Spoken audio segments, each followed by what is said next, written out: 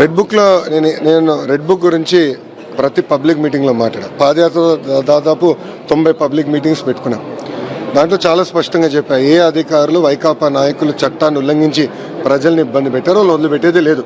వాళ్ళు ఎక్కడ వదిలిపెట్టా? నేను ఆల్రెడీ పనులు చేస్తున్నాం, యాక్షన్ జరిగింది, చాలామంది పోస్టింగ్లు రాలా, కొంతమంది మీద కేసులు కూడా పడినాయి, తొందరలో చాలామంది సస్పెండ్ కాబోతున్నారు, యాక్షన్ జరుగుతుంది. బట్ న్యాయబద్ధంగా చేస్తాం. వాళ్ళలాగా హడావుడిగా దొంగ కేసులు బంజాయించి పట్టుకెళ్ళాం. మేము సిస్టమేటిక్గా వెళ్తాం.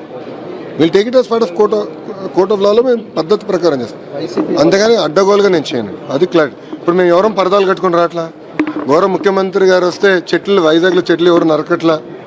మీరు గమనించండి, గత ముఖ్యమంత్రి గారు వచ్చినప్పుడు అప్పుడున్న భద్రత సిబ్బందికి ఇప్పుడు చంద్రబాబు నాయుడు గారు వచ్చినప్పుడు ఎలా ఉంది భద్రత? ఆల్మోస్ట్ 80% తగ్గించాం, ఇంకా తగ్గించమండి. మంత్రిగా నేను వచ్చినప్పుడు డిఎస్పీ గారిని పిలిచి, దయచేసి మీరు లా అండ్ ఆర్డర్ డ్యూటీకి వెళ్ళండి సార్, బందోబస్తు అవసరం లేదు నేను చెప్పాను. ట్రాఫిక్ ఆపుతున్నారంటే నేను సిపి గారికి ఫోన్ చేసి, సార్ దయచేసి ట్రాఫిక్ ఎవరి కోసం ఆపద్దండి, అది ముఖ్యమంత్రి గారు క్లియర్గా మాకు డైరెక్షన్ ఇస్తారు, ఎవరి కోసం ఆపద్దని కూడా చెప్పాను. సో ప్రజలకు అందుబాటులో ఉంటాం, ప్రజల సమస్యలు తెలుసుకుంటాం. మాకు ఎవరితో భయం లేదు.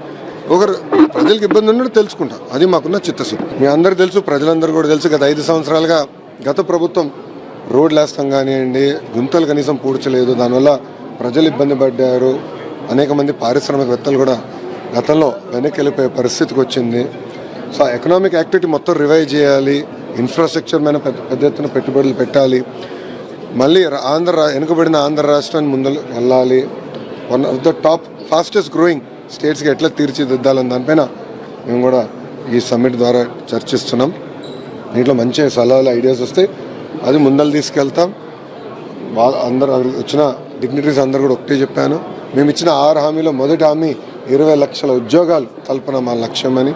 దానికి ఎవరు ఎక్కువ ఉద్యోగాలు కల్పిస్తే, అలాంటి పెట్టుబడులు పెడితే వాళ్ళకి మెరుగైన ఇన్సెంటివ్స్ ఇస్తాము, వాళ్ళకి పెద్ద ఎత్తున ఆహ్వానిస్తామని కూడా నేను వాళ్ళకి హామీ ఇస్తాం జరిగింది.